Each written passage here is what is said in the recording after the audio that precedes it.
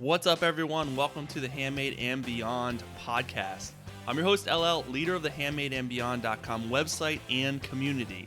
I'm a self-employed entrepreneur, an Etsy expert, and business coach who's figured out how to make my entire living with my handmade business. Each week, I'll dive into strategies and success tips to help you with your handmade business, with Etsy, and everything in between. Let's dive in. What is going on, everyone? Welcome back to the Handmade and Beyond podcast. Glad to be back with you guys as usual. Hopefully you're all doing awesome. Things are going well and your business is rocking and rolling. So I'm back with another good episode for you. And this one's kind of funny because the title, or at least I titled it, 5 Boring But Important Things You Need to Know When Selling on Etsy. So you're probably like, well, why the heck does he want to talk about boring stuff? Well, boring does not mean that it's not important, right? And oftentimes, more times than not, rather, the boring stuff is the most important stuff. It's the stuff that you need to be focused on the most in order to then be able to talk about or celebrate the exciting stuff. So it's like the iceberg effect, right? A lot of people like to talk about and focus on the top of the iceberg, what sticks out of the water, which is the success. It may be the hitting the top 1% of all Etsy sellers, or doing Etsy full time, or making $5,000 or $10,000 a month on Etsy. That is the exciting stuff. That's what people want to focus on, and that's good. And that's good. I focus on that a lot because we have to have our eye on the ball. The end game, the why, the success is usually playing into that. So it is important to talk about and focus on to keep us motivated, to keep us going, because running a business is hard. But below that iceberg is the getting up early before your 9 to 5 to work on Etsy, or coming home and working on Etsy, or taking your lunch breaks to work on your business, doing those extra trainings, investing, in your business with knowledge and consistency and all those things that play into the success, the top part of the iceberg, that are so important, but are often boring. No one, everyone likes the guy with the ripped abs, those pictures, right? No one wants to talk about him not eating anything, good, him eating broccoli and brown rice. People don't want to talk about that, but that is what it takes. And that's the hard stuff. And that's the not so cool stuff to talk about and to focus on. So I want to talk about some of the quote unquote boring stuff today. I'm going to give you 5 things to that I think you need to know, or at least focus on. Maybe you haven't thought about these things before. Maybe you have, but I'm going to come at you with them anyways. So the first one is, you're going to have to put probably a lot more work into your Etsy business when you get started than you ever get out of it at the beginning. You got to start moving that boulder up the hill, and in order to move that boulder up the hill, it takes a lot of energy, and energy comes from what you're doing, the actions that you're taking, the consistency, all the things that you're doing day after day, hour after hour, week after week, month after month. That is what's going to start the momentum to start getting that boulder up the hill. But a lot of people get burnt out really fast because when they start a business, Etsy or not, it is exciting. It's invigorating. Maybe they tell their friends and family, but then that kind of peters out really, really fast when you realize, well, I'm spending a lot of hours on this. I'm spending 15 hours a week or 20 hours a week or more, and I'm not getting any sales. The sales aren't coming. People don't want to buy my thing. So then you get demotivated, you get frustrated. You may say, well, this doesn't work. Etsy doesn't work. It doesn't matter. Insert whatever into Etsy, whether you do your online business, brick and mortar, whatever you may be, it happens the same way. A lot of people don't keep that momentum and keep that energy up.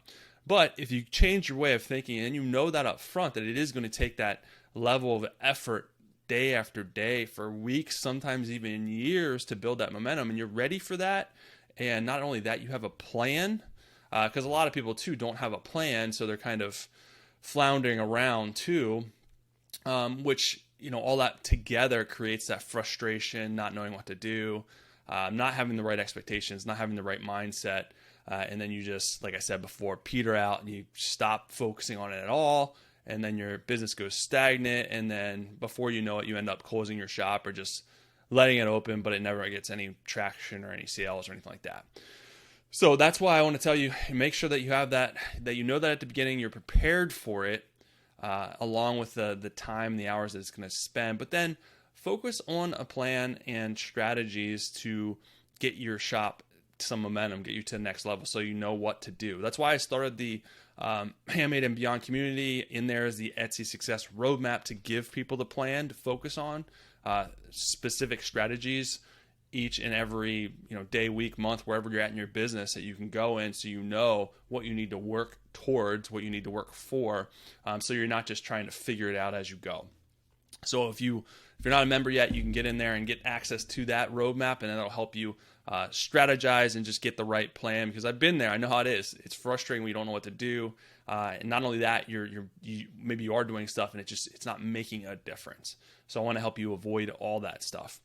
The next thing that I want to talk about is make sure you understand Etsy's policies, right? A lot of people, especially newer sellers, they don't realize that Etsy has specific policies in place that is, to protect buyers, to protect sellers, but also it's just the way that Etsy is. They have certain policies that they abide by, such as, handmade versus non-handmade versus vintage stuff. That gets people in trouble.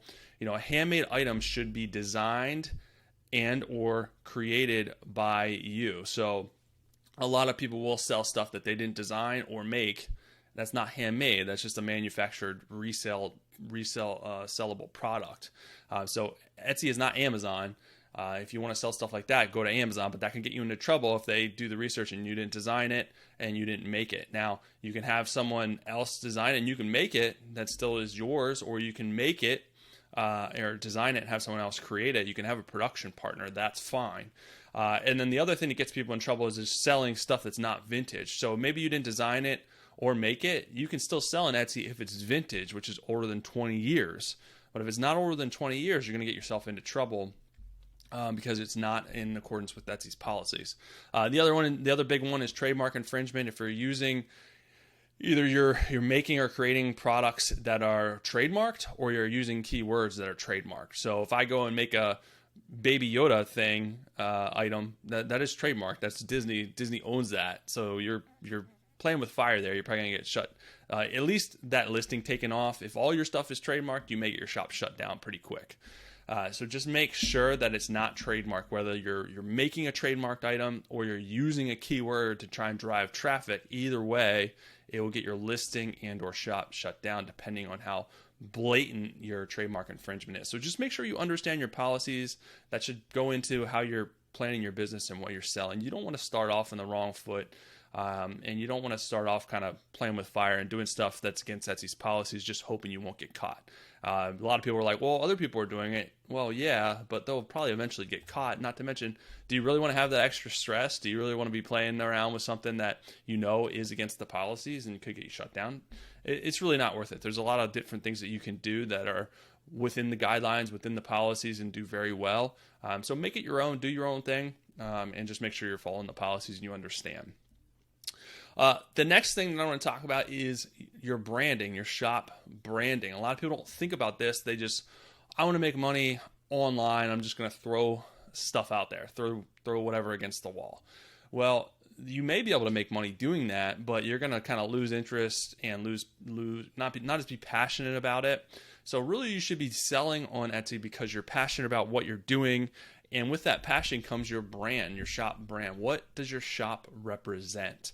Usually your brand is an extension of yourself. For most people, it's something that they enjoy, they're interested in, they like doing. So it's kind of an extension of yourself. And a lot of people think branding is just your logo and your color scheme. Yes, that's part of it, but your brand is really the lifeblood of your business. What products do you offer? How are they made? What type of quality goes into them? Does it represent anything as far as anything that you believe in, or any causes? What will your future products look like?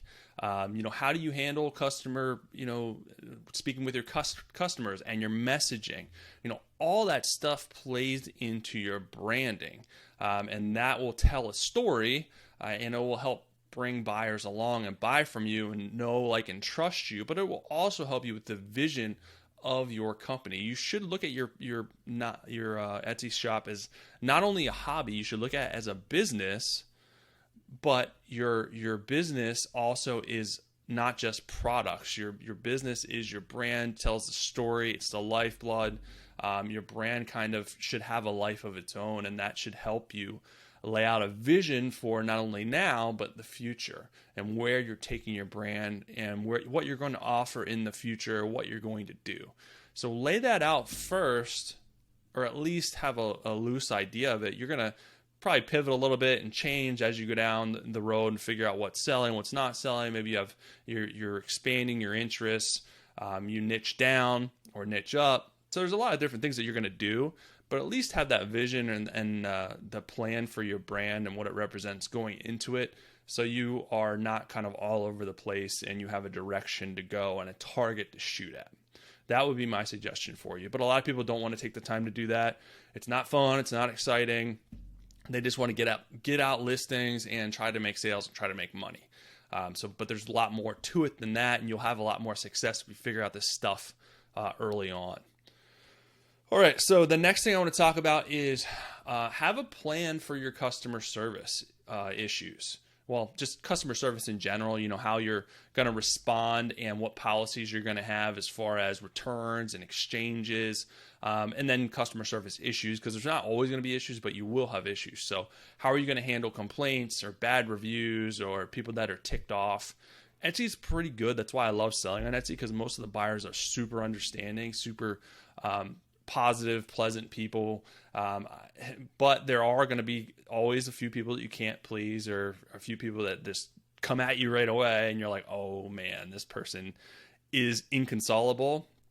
So have a plan in place, know your policies, know your procedures. You should have them in the policy section anyways, especially for returns and exchanges, but be willing to make exceptions, because like I said, some people are going to be really upset no matter what, no matter if it's a policy or not. So you may want to bend your policies for those people, just because sometimes it's just not worth a bad review, especially early on. And even if you do get a bad review, have a plan in place to reach out to that person to try and fix it. I've done previous, I've had previous podcasts and topics on bad reviews and how to prevent them and how to fix them. So go back and check those out. But just have that plan in place. I know it's not fun to talk about. You don't want to think about that stuff happening. But if you don't know, you know what I mean? If you don't have a plan and you don't know what you're going to do, then it makes things a lot more stressful and a lot more difficult. So try to avoid that by laying that stuff out in the beginning. All right. So the last one I'll talk about is shop sections matter. Many new sellers focus only on listings and photos and all that good stuff, because the listings are where the rubber meets the road. That's what people buy. And they forget that their shop sections matter. And it ties right back to what I was talking about before with branding. Make sure your shop tells a story. You should put effort into your shop sections, how it looks, how it feels. It should be concise. It should have a nice flow to it. It shouldn't be choppy. It shouldn't be incomplete. All that stuff builds confidence in your shop, in your company, in your brand, and in your products. It all flows down to your listing. So you want it all to be cohesive and not seem incomplete or just thrown together. And it's one of those things that you can tidy up as you go. You can clean things up, change stuff as you go, but make sure you're going into it and putting effort into your shop sections, because that's your storefront. That's how it looks. If you're selling a beat up junker car that has a really nice inside, the inside is pristine, but the outside has a bunch of dents. It's all rusted. People probably aren't even going to look at the inside. That doesn't matter. So make sure that both the inside and outside, both your shop sections and your listings are good. They flow together. They are complete. It'll just help build confidence in what you're doing, in what you're selling, and people will be more amped to buy from you, more trusting to buy from you, because you want to build that confidence in everything that you're doing. That's it, guys. Those are the 5 boring but important things that I think you need to know about when selling on Etsy. Maybe you've thought about some of those, maybe you haven't, but I would give it a little bit more thought. Hopefully it'll just help you move forward in your business a little bit easier, avoid any pitfalls, because there is a lot that you have to avoid, but just plan for that stuff, take action on it as usual, and it'll make your selling a little bit easier for you, because that's what I want for you. It's just because I've had a lot of frustrations, a lot of things that I've learned along the way, but I'm here now, hopefully, to help you avoid the same pitfalls, the same mistakes that I kind of fell into early on, because I didn't know what the heck I was doing. But I hopefully have figured it out now, and I am happy to help you guys out and bring these things to your attention as well. But yeah, like I talked about earlier in the show, if you guys need more help, if you guys need a roadmap, a success roadmap, you want to join an awesome community that's pulling together, has the same goals, that wants to grow their Etsy business, I would implore you to join the Handmade and Beyond community. There's over 50 courses and growing in the Etsy success roadmap, if I can talk about it, if I could say it rather, to help you strategize and implement things in your business to build a solid business foundation for now and in the future. We also do live monthly coaching calls to help you guys get your questions answered, do deep dives in your shop, do critiques, talk about strategy, anything that you guys need help with. And then there's also the community where you can get any question answered at any point in time. You know, post success stories, post goals, post action items, anything you guys need help with. I'm in the community every single day helping members of the Handmade and Beyond community with their businesses. And I want to help you guys too. You just got to jump in, take the next step, invest in your business, and get ready to grow it for now and in the future. And I want to help you be able to do that with all the resources that are in there.